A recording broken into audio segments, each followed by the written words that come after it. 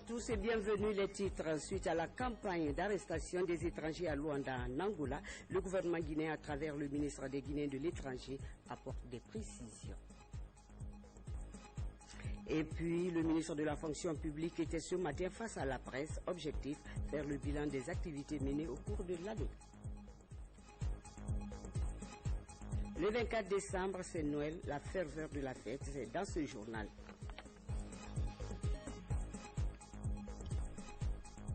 Bienvenue. Tout d'abord, nous ouvrons ce journal par une série de décrets et de lois promulgués par le chef de l'État, professeur Alpha Condé, avec Aboubakar Kamara. Suivez. Le président de la République a promulgué la loi L 2014 portant loi des finances initiales exercice 2015. Après adoption par l'Assemblée nationale, les recettes du budget de l'État sont évaluées à 12 422 milliards 985 millions de francs guinéens. La seconde loi promulguée par le chef de l'État porte sur le code pétrolier. Cette loi a pour objet de réguler le secteur en vue de promouvoir les investissements et développer les ressources en hydrocarbures en Guinée. Cette loi vise également à encourager la recherche et l'exploitation du pétrole. Dans le même registre, le président a promulgué la loi relative à la défense, la sécurité nationale et à la programmation militaire pour les années 2015-2020. Décret D-2014 PRG portant ratification du contrat de financement entre la République de Guinée et Électricité de Guinée d'une part et la Banque européenne d'investissement d'autre part, signé le 9 décembre 2014 à Bruxelles, relatif à la réhabilitation de 4 centrales hydroélectriques et de 2 sous-stations ainsi que l'extension du réseau de distribution de Conakry. Le président donc de la République décrète et ratifié le contrat de financement entre la République de Guinée et Électricité de Guinée d'une part et la Banque européenne d'investissement d'autre part, signé le 9 décembre 2014 à Bruxelles, relatif à la réhabilitation de 4 centrales hydroélectriques et de 2 sous-stations ainsi que l'extension du réseau de distribution de Conakry. Article 2. Le présent décret, qui prend effet à compter de sa date de signature, sera enregistré et publié au journal officiel de la République. Signé professeur Alpha Condé. Loi L 2014 portant statut de l'opposition politique en République de Guinée, substituant la loi relative au statut des partis politiques de l'opposition. Je vous en lis quelques articles. Titre 1 des dispositions générales. Article 1er. En application du préambule et de l'article 3 alinéa 4 de la Constitution, la présente loi a pour objet de fixer les dispositions relatives au statut de l'opposition politique en République de Guinée dans un cadre démocratique et pluraliste. Article 2. Le statut de l'opposition est l'ensemble des règles juridiques permettant aux partis, alliances de partis ou groupes de partis politiques de l'opposition de disposer de l'espace de liberté qui leur est nécessaire pour participer pleinement et sans entrave à l'animation de la vie politique nationale.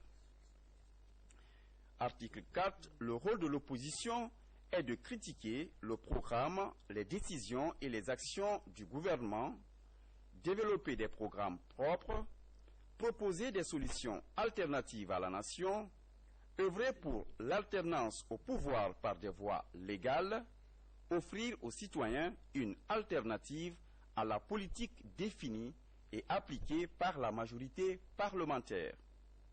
Article 5.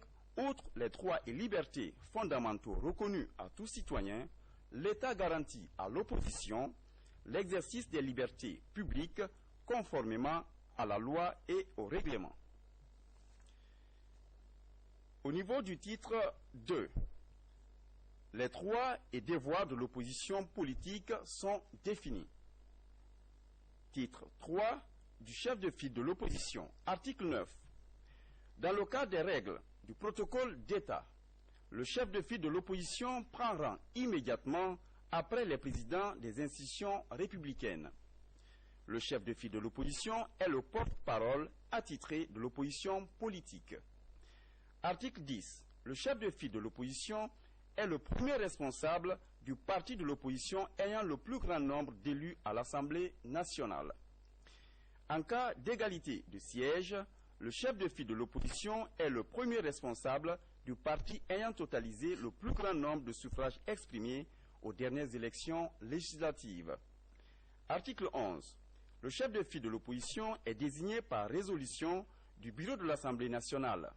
Cette résolution est transmise au gouvernement et publiée au journal officiel. La Cour constitutionnelle est compétente pour tout contentieux relatif à la désignation du chef de file de l'opposition. Article 12.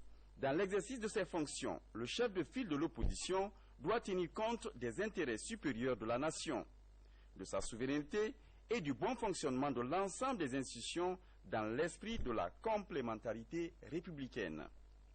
Article 13. Le chef de file de l'opposition prend place dans le protocole d'État lors des cérémonies et des réceptions officielles dans les conditions fixées par la présente loi et le décret relatif aux préséances. Il est invité aux manifestations et réceptions officielles. Article 14. Le chef de file de l'opposition bénéficie des avantages qui sont fixés par une résolution de l'Assemblée nationale. Article 17. La présente loi qui abroge toute disposition antérieure, contraire, notamment celle de la loi portant statut des partis politiques de l'opposition, sera enregistrée et publiée au journal officiel de la République et exécutée comme loi de l'État. Signé le professeur Alpha Condé. Merci à Boubacar Camara. Dans ce journal également, arrivé cet après-midi à Conakry, de la dépouille mortelle de Hadja Sira Condé, la sœur aînée du président de la République. Elle a été accueillie à l'aéroport international de Conakry-Bessia par le président de l'Assemblée, la première dame, le premier ministre et plusieurs personnalités. Compte rendu, Fodé Bangali, Fofana. Il était 16h45 lorsque cet appareil d'Air France faisait ses dernières manœuvres sur la piste de l'aérogare. À son bord, la dépouille mortelle de Hadja Sira Condé, la sœur aînée du président de la République, professeur Alpha Condé. À l'accueil du corps, le président de l'Assemblée nationale et plusieurs honorables députés, la première dame de la République, le premier ministre et presque tous les membres du gouvernement, ainsi que plusieurs autres hautes personnalités du pays. L'émotion était grande.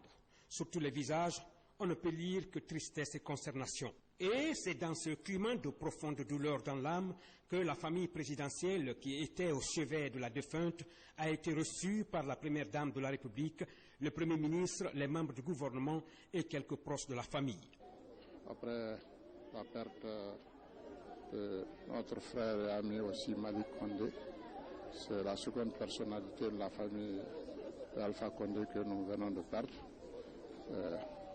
C'était un des piliers de la famille, sinon le pilier de la famille. Donc, je n'ai pas de mots pour traduire mon émotion. Mais c'est Dieu qui nous a créés, c'est lui qui nous rappelle. On ne peut pas dire plus. C'est sous cette escorte de la garde d'honneur que la dépouille mortelle de Mme Camara Hadja Sira Condé a été conduite sur le tarmac devant les personnalités venues l'accueillir. C'est là que le premier recueillement a été fait par ces personnalités sur le corps de l'illustre disparu. C'est une grande perte, d'abord pour le président de la République, ensuite pour la famille Condé, mais pour l'ensemble du peuple de Guinée. Cette dame, tout le monde reconnaît en elle des qualités. D'abord, elle était humaine. Elle aimait servir les gens. Elle a servi beaucoup sa famille, ses proches et tout le monde. Elle était la mère de tout le monde. Elle avait une oreille attentive à tous les problèmes, à tous ceux qui lui ont suivi. Moi, je l'ai connue ces derniers temps. Je l'ai trouvée vraiment une très grande dame. C'est une grande perte pour le président lui-même, qui a été très affecté par cette perte, mais pour sa famille. Et pourquoi à cet instant-ci, l'émotion nous étreint, mais nous tenons au nom du gouvernement et à l'ensemble du peuple de Guinée à présenter au chef de l'État et à sa famille les condoléances les plus attristées, avec nos prières ferventes pour le report du corps de l'âme. Je suis vraiment sous le coup de l'émotion, parce que, comme j'ai déjà eu à le dire avant-hier, nous perdons notre grande sœur et en réalité notre maman, parce que nous sommes aujourd'hui, grâce à ce qu'elle a voulu que nous soyons, elle nous a tellement apporté que jamais, nous n'allons jamais payer ce qu'elle a fait de nous. Ce que je souhaiterais, c'est que le peuple de Guinée tout entier comprenne que Dieu nous a exaucés, Dieu nous a donné la possibilité d'avoir été éduqués par elle, mais Dieu nous l'a enlevé aujourd'hui. De l'aéroport, le corps de Adja Sira Kondé a été conduit à l'hôpital Ignace Dine, d'où l'illustre disparu quittera vendredi pour regagner sa dernière demeure. Les cérémonies funèbres sont entourées de plusieurs rituels, notamment sur les honneurs militaires pour les hautes personnalités. Ce soir, à l'aéroport de Conakry, nos reporters ont eu la curiosité de faire le zoom sur certains aspects des honneurs militaires. Les détails avec Ansouman Toumani Kamara. Après plus de 6 heures de vol sur une distance de 4625 km, le corps de Adja Sira Kondé est à Conakry. Là, tous les dispositifs sont en place pour les honneurs militaires. Et c'est au son de la Numba du camp Alpha Yaya Diallo que tout commence.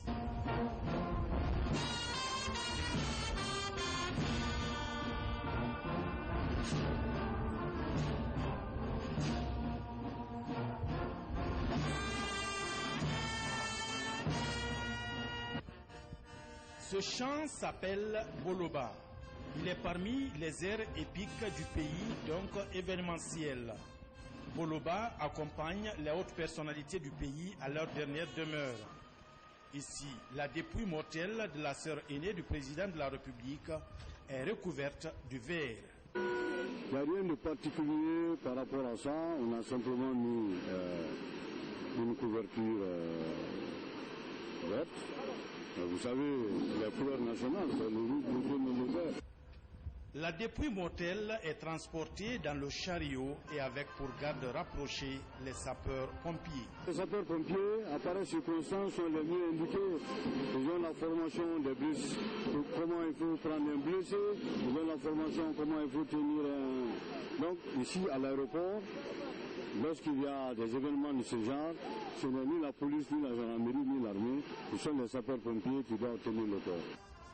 Les officiers supérieurs des forces de sécurité et de défense suivent le corps en rang serré, main dans la main, et marchent à pas feutrés.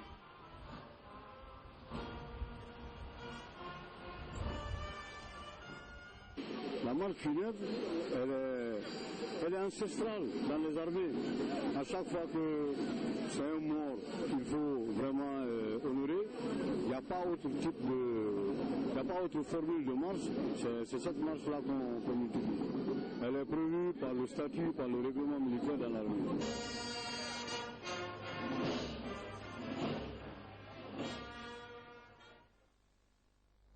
Et puis cette brève, hier à la maison mortuaire, en présence du chef de l'État, une cérémonie de lecture du Saint-Coran a été organisée à la mémoire de l'illustre disparu. Plusieurs personnalités du pays ont pris part à cette cérémonie. Paix à l'âme de Adja Sira Kondé. Amen.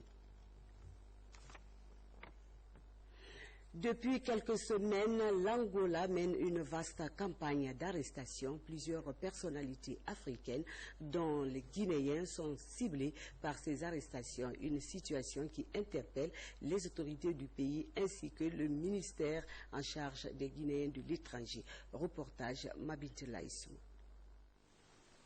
35 nationalités sont concernées par cette vaste campagne d'arrestation en Angola.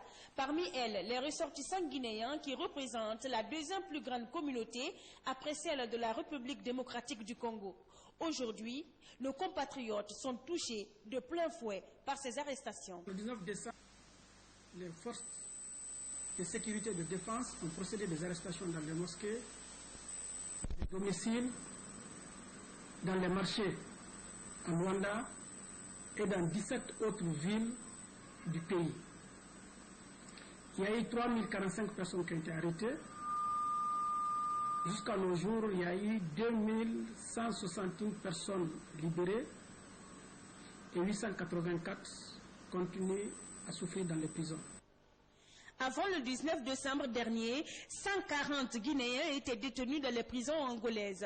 À ce jour, 7 femmes restent toujours en prison, une situation qui interpelle le ministère en charge des Guinéens de l'étranger. Nous demandons aux autorités angolaises de libérer nos compatriotes s'ils ne sont pas impliqués dans la mafia, s'ils ne sont pas impliqués dans des gangs, des attaques à main armée.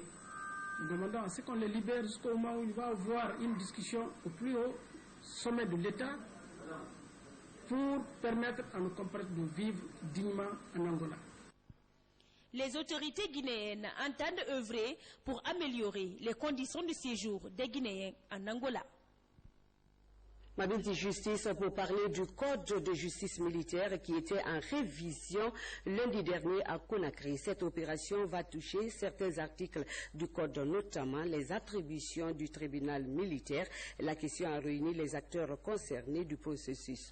Objectif, construire une bonne administration de la justice militaire. Les détails avec Kernoyoun Saba.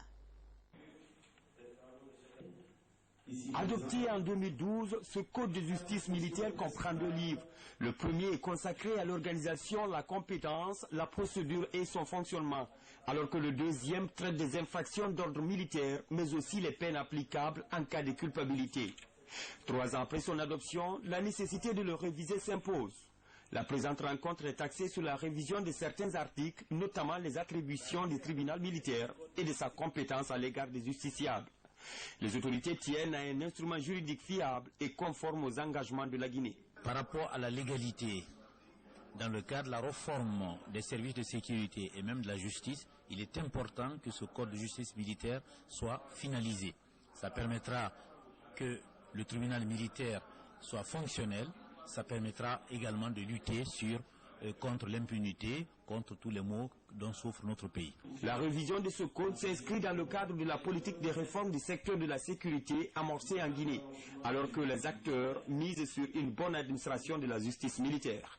Vous le savez, il est très difficile de parler du tribunal militaire sans parler du document juridique à base, n'est-ce pas, duquel le tribunal militaire ou les tribunaux militaires vont statuer. Il s'agit du code de justice militaire. Un grand travail a été abattu, mais il se trouve qu'il y a certains points autour desquels il est extrêmement important de revenir pour donner beaucoup plus de lisibilité, beaucoup plus de clarté sur, n'est-ce pas, les articles que compose ce code de justice militaire. Les jours à venir, la commission de rédaction de ce code compte poursuivre cette opération de révision en vue de sa finalisation, toutes choses pouvant faciliter l'examen de nombreuses infractions dont il a compétence de juger. Et puis ce communiqué des ministres en charge de la fonction publique et du travail en synchronisation avec la radio rurale. Conformément aux dispositions du décret du 1er août 1995 instituant les fêtes égales en République du Guinée, les ministres en charge de la fonction publique et du travail portent à la connaissance des travailleuses et travailleurs et agents des secteurs privés, mixtes et privés, publics, que la journée du jeudi 25 décembre 2014 Conformément, la naissance de Jésus-Christ est déclarée, fériée, chômée et payée sur toute l'étendue du territoire national. Les ministres en charge de la fonction publique et du travail profitent de cette heureuse occasion pour souhaiter bonne fête à tous les fidèles chrétiens de Guinée. Seko Kourouma. Direction Kindia pour parler de la clôture de l'atelier d'appropriation des documents cadres de la réforme du secteur de sécurité en Guinée. C'est une initiative du Comité national de pilotage de la réforme avec l'appui technique et financier du Programme des Nations Unies pour le développement. Compte rendu, adjudant Kamono Seko, correspondant de la presse militaire. Le Comité national de pilotage de la réforme du secteur de sécurité a porté son choix sur Kindia, capitale des agrumes, pour l'appropriation des documents cadres de la réforme. Ces retrouvailles impliquent l'ensemble des acteurs du processus. Le mandat du Programme des Nations Unies pour le développement, c'est d'aider à la construction d'un état de droit démocratique, aider à la consolidation de la paix, mais aussi aider à ce que la sécurité soit un modèle et que les citoyens lambda puissent jouir de leurs droits élémentaires. Véritable cadre d'échange, ces assises ont permis aux 118 participants de mieux cerner le contenu des documents en vue d'une large vulgarisation. La stratégie nationale d'action prioritaire pour les 5 départements contient l'ensemble des activités, des projets, des actions identifiées, budgétisées à mettre en œuvre à l'échéance 2017 pour une première phase et voire au-delà. La réforme du secteur de sécurité nourrit l'ambition de bâtir une armée guinéenne professionnelle et républicaine. La coordination de l'opposition extra-parlementaire était face à la CENI. Il était question pour la coordination d'évaluer les normes de transparence envisagées par la CENI pour les élections de 2015. Reportage Makebe Dozo. Les membres de la coordination de l'opposition extra-parlementaire COEP ont rencontré les acteurs de la Commission électorale nationale indépendante CENI. La COEP était venue échanger avec la CENI sur les dispositions envisagées pour la tenue des élections libres et inclusives. Est-ce que les acteurs politiques mettent en avant la préoccupation des acteurs politiques par rapport à la méthodologie à mettre en place pour que nous nous sentions concernés par le processus? Parce que nous avons dit et réitéré que notre objectif n'est pas de faire le travail de la CENI à la place de la CENI. La CENI a pour mission de gérer le processus et de le mener à son terme. Les acteurs politiques qui sont les acteurs qui sont concernés par la compétition électorale ont le devoir de s'assurer que le processus est correct. Cette démarche de la COEP a bien ravi les commissaires qui estiment que toutes les mesures sont prises pour la transparence et l'équité. De se renseigner réciproquement, d'amorcer un dialogue indispensable à l'amélioration continuelle du processus électoral guinéen. Ces acteurs politiques comptent se retrouver les prochains jours pour examiner toutes les informations qu'ils ont reçues de la CENI. Communication, 200 écoles seront connectées à l'Internet d'ici l'an 2015. C'est une initiative du chef de l'État visant à réduire la facture numérique en Guinée. La question a été débattue hier au cours d'une conférence de presse qui a également évoqué le fonctionnement de l'ARPT, les projets de 2015 et les défis auxquels l'institution est confrontée. Le point avec Mohamed Sanko. Comment l'autorité de régulation des postes et télécommunications fonctionne-t-elle? Quel est le bilan 2014 de l'institution et quels sont les grands chantiers de 2015 à l'image de l'initiative présidentielle de connexion des écoles à l'Internet? Tels sont les sujets débattus par la direction générale de l'ARPT devant la presse. Aujourd'hui, nous avons réussi à avoir notre tableau national d'allocation des fréquences qui est très assaini. C'est l'étude prospective que nous avons menée cette année pour discuter avec les acteurs sur ce qu'on pense que le secteur des technologies de l'information devra être dans les 5 prochaines années. Et cette synergie que nous avons réussi à établir entre les différents acteurs. Mais quelles sont les grandes priorités de 2015? 2015, c'est la révision des licences. nous sommes déjà en train d'élaborer les projets de licence globale et des licences spécifiques. Et surtout, nous voulons réussir en 2015 la convention collective régissant le secteur des postes et télécommunications. Ce sera un instrument qui va permettre de stabiliser l'environnement, qui va codifier les rapports entre le patronat et les employés, entre le patronat et l'État. L'initiative présidentielle de connexion des écoles à l'Internet a été également évoquée. À ce niveau, les sites sont identifiés, les salles rénovées et le matériel déjà sur place. C'est la zone forestière qui est un peu en retard à cause de Ebola. Au plan défi, c'est la fraude qui persiste, la méconnaissance des textes de loi et l'achèvement du siège de l'ARPT ici à Koloma.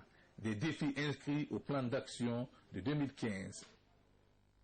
Et puis c'est encore le ministre de la fonction publique de l'État, et de la modernisation de l'administration a animé une conférence de presse. Au centre de sa communication, la présentation du rapport annuel axé sur le bilan des activités réalisées par son département. Le compte rendu de Manké d'Antoumassuma. Suivez. Devant les journalistes et invités, le ministre Ibrahima Kourouma, à travers un document de 10 pages, a résumé les résultats obtenus en 2014, les mesures de consolidation des 10 résultats et les perspectives pour 2015. Une présentation axée sur les 8 points essentiels des objectifs fondamentaux de la lettre de mission assignée à son département par le chef du gouvernement. Je me satisfais moyennement de ce bilan. Peut-être que j'aurais pu faire mieux si toutes les conditions étaient mises en place. Mais avec le peu de moyens que nous avons, avec les cadres du département et avec le soutien de nos partenaires, nous avons achevé aujourd'hui le recensement biométrique des fonctionnaires pour lequel nous avons sorti du fichier plus de 9000 fonctionnaires fictifs qui émargeaient indûment, n'est-ce pas, dans les caisses de l'État. Et cela représente une manne financière de 95 milliards de nos francs par an que l'État pourrait désormais encaisser, et surtout à la faveur des fonctionnaires pour lesquels il faut mettre en place des instruments de protection sociale des travailleurs. 2 décrets viennent d'être signés, un relatif à la caisse de prévoyance sociale, l'autre relatif à l'Institut d'assurance maladie obligatoire. Et le troisième élément qui va venir améliorer les conditions de vie et de travail des fonctionnaires, c'est la nouvelle grille salariale qui est révisée et qui est en voie d'adoption. Promouvoir une administration efficace au service du développement à travers la mise en œuvre de toutes les composantes du programme de réforme de l'État et la modernisation de l'administration et assainir le fichier de la fonction publique ainsi que l'achèvement du recensement biométrique des fonctionnaires sont entre autres missions dans lesquelles le département s'est sérieusement attelé au courant de l'année 2014. Vous l'avez compris, donc, c'était le ministre de la fonction publique, de la réforme de l'État et de la modernisation de l'administration. L'initiative pour la transparence dans les industries extractives ITIE Guinée a adopté hier son budget annuel 2015. Ce budget qui s'élève à plus d'$1 million américains permettra à l'ITIE Guinée de poursuivre ses actions pour la promotion de la transparence dans le secteur minier guinéen. Mamadou Saliouba, Sekou Fernand Koukoum. Membre du comité de pilotage que ITIE Guinée a adopté son plan d'action 2015.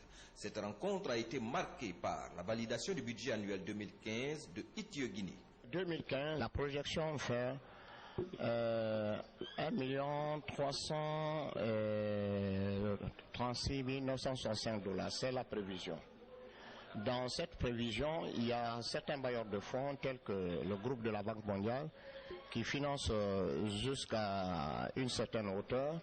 Il y a le groupe de la Banque africaine de développement qui finance aussi, puisque nous bénéficions de 2 accords de dons de la part du groupe de la Banque africaine de développement dans sa version Fonds africain de développement. Le budget, c'est une prévision.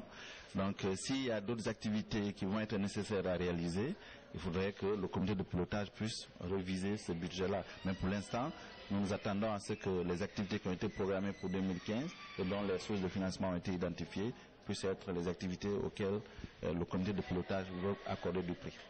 L'adoption de ce budget permettra à Ithio-Guinée d'atteindre un niveau élevé de transparence dans les industries extractives. Déjà, Ithio-Guinée fait face à un gap financier de plus d'$1 million. Nous allons essayer d'organiser une table ronde pour permettre, n'est-ce pas, expliquer un peu la situation aux partenaires techniques et financiers et voir quel appui ces partenaires peuvent nous apporter pour nous permettre de combler le gap. L'adhésion de la Guinée à ITIE en 2005 a permis d'assurer une transparence dans le secteur minier et d'accroître la croissance économique du pays. Déclaré pays conforme aux normes ITIE internationales en juillet dernier, la Guinée doit promouvoir la transparence dans les industries extractives pour se maintenir aux normes ITIE internationales. On parle d'Ebola à présent, restitution des résultats de l'évaluation de l'impact de la fièvre Ebola sur la sécurité alimentaire. Cette enquête sommaire a touché 17 préfectures. Elle est le fruit du partenariat tripartite ministère de l'Agriculture, PAM, FAO. Objectif, définir les différentes tendances de l'impact de la fièvre Ebola. Fodé Camara pour les détails. Pour mieux planifier la campagne agricole 2015, les résultats de l'évaluation de l'impact de la fièvre hémorragique à virus Ebola sur la sécurité alimentaire sont enfin connus.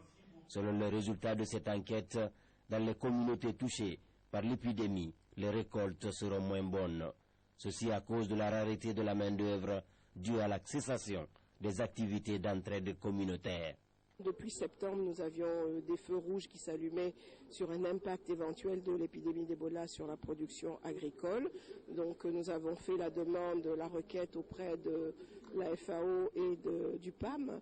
Et donc les trois structures se sont mises ensemble pour faire cette évaluation sommaire sur 17 préfectures. Aujourd'hui, vous savez qu'il y en a 24 qui sont touchées, mais ça nous donne déjà une indication, les tendances de l'impact d'Ebola sur le secteur agricole vis-à-vis des ménages. Donc c'était important qu'on ait déjà ces tendances qui ne sont pas des tendances chiffrées, ce sont des tendances qualitatives surtout. Dans cet inventaire se mélange endettement, indisponibilité des semences pour la prochaine campagne agricole, mévente et baisse du pouvoir d'achat des producteurs.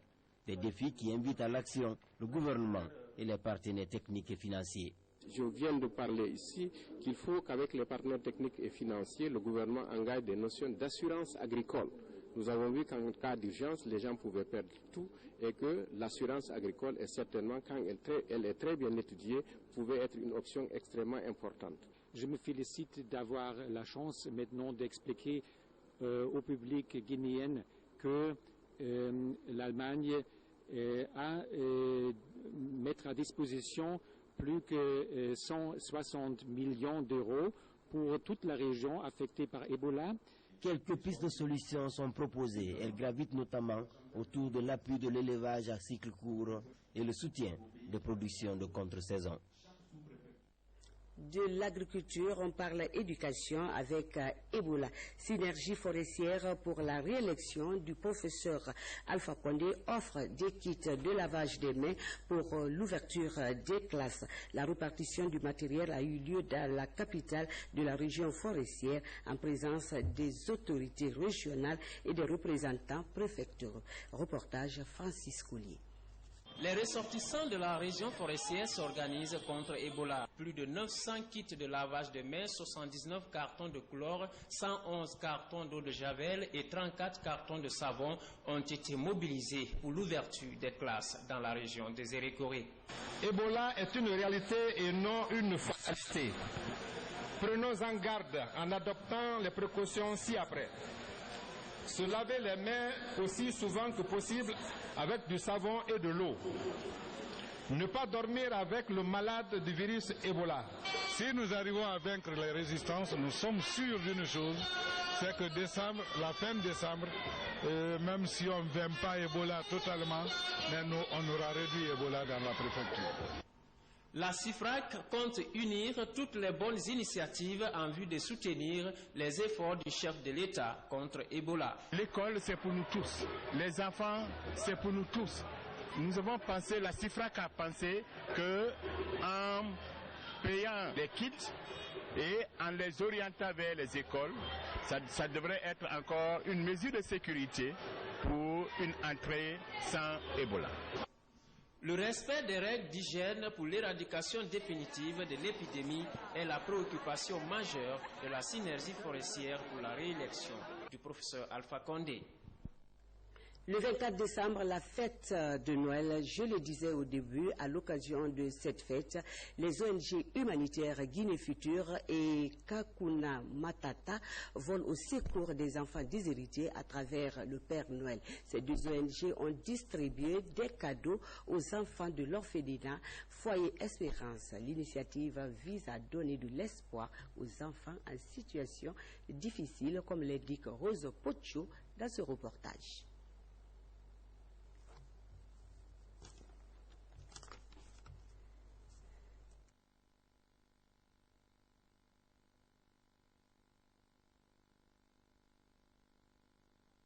L'Espérance de Symphonia doivent recevoir le Père Noël. Entourés de leurs amis du quartier, ils attendent impatiemment son arrivée. Tous espèrent avoir un cadeau. Après quelques moments d'attente, le Père Noël, déguisé dans sa tunique rouge, arrive. Les tout petits sont heureux. Je suis contente de mon cadeau, le Père Noël. Je souhaite bonne fête à Papa Noël, mes amis et mon père et ma mère. Cette initiative de distribution de cadeaux aux enfants déshérités est de deux ONG humanitaires. Il s'agit de Guinée Future et celle de Hakuna Matata. Elle vise à donner de l'espoir aux enfants en situation difficile. Vous avez vu comment les enfants sont en joie aujourd'hui, juste pour un petit cadeau. Et ça là, c'est nos deux associations qui ont contribué. On a trouvé quelque chose, plus maintenant l'aide de quelques personnes de bonne volonté. Déjà, ces enfants du foyer de l'Espérance ont reçu leur part de gâteaux. Le partage continue avec d'autres enfants qui sont dans la même situation. Restons toujours dans le cadre de la fête pour vous dire que l'archevêché et la cathédrale ont bénéficié de l'appui de l'ONG Assistance aux Maisons de Dieu par cette opération Coup de balai. Objectif, permettre aux fidèles de célébrer Noël dans un environnement propre. Le point avec Robert Siditono.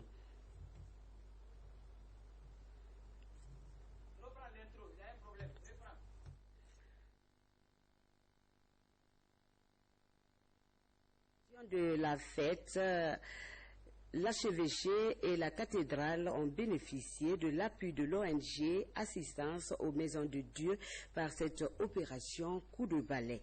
Objectif, permettre aux fidèles chrétiens de célébrer Noël dans un environnement sain et propre. Le point avec Robert Sidi Tono. Suivez. Pour les enfants, chaque année, la fête de Noël est célébrée les 24 et 25 décembre. Pour marquer cette journée, les responsables de la Blue Zone de Kaloum ont organisé une journée pour les tout-petits. Il y a un moustique dans ma moustique. Qu'est-ce que je peux faire? Je tape par-ci et je tape par-là, mais j'attends toujours. Des récitals, chants et danses, ainsi que d'autres démonstrations caractérisent l'événement. Plus de 800 enfants issus de toutes catégories confondues sont présents pour voir le petit Papa Noël et assister au spectacle. Je suis venue ici pour m'amuser, recevoir des cadeaux, voir le Père Noël. Évidemment, je pense aussi que c'est une bonne idée de faire une petite fête. Ça permet aux enfants de s'amuser un peu, de faire quelque chose à part rester à la maison. Pour les responsables chargés à l'organisation, ce geste de la Blue Zone est une manière d'accompagner les enfants pour leur fête de Noël. Pour faire plaisir aux enfants, c'est Noël, c'est le temps des fêtes. Et on estime ici à la Blue Zone et également la direction de la Blue Zone qu'il faut tout mettre en œuvre pour que les enfants s'amusent, reçoivent des cadeaux. Il y a des cadeaux, des nounours, des poupées pour les filles, des jouets pour les garçons, des jouets mixtes. Inaugurée en 2014, la Blue Zone de Kaloum reste aujourd'hui l'un des espaces de jeu et de distraction convoités par beaucoup de jeunes.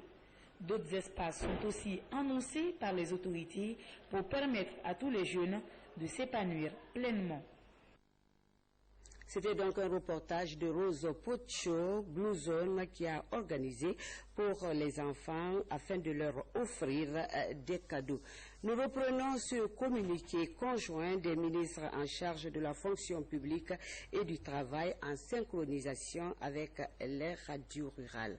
Conformément aux dispositions du décret du 1er août 1995 instituant les fêtes légales en République de Guinée, les ministres en charge de la fonction publique et du travail portent à la connaissance des travailleuses et travailleurs et agents des secteurs publics, mixtes et privés que la journée du jeudi 25 décembre 2014 commémorant la naissance de Jésus-Christ est déclarée fériée, chômée et payée sur toute l'étendue du territoire national. Les ministres en charge de la fonction publique et du travail profitent de cette heureuse occasion pour souhaiter bonne fête à tous les fidèles chrétiens de Guinée. C'est Koukouruma. Mesdames et messieurs, c'est la fin de cette édition d'information que j'ai eu l'honneur de présenter ce soir, 24 décembre 2015. Merci à vous tous, 2014, pardon. Merci à vous tous de l'avoir suivi. Excellente suite de programme à tous et bonsoir chez vous. Surtout bonne fête à toute la Guinée.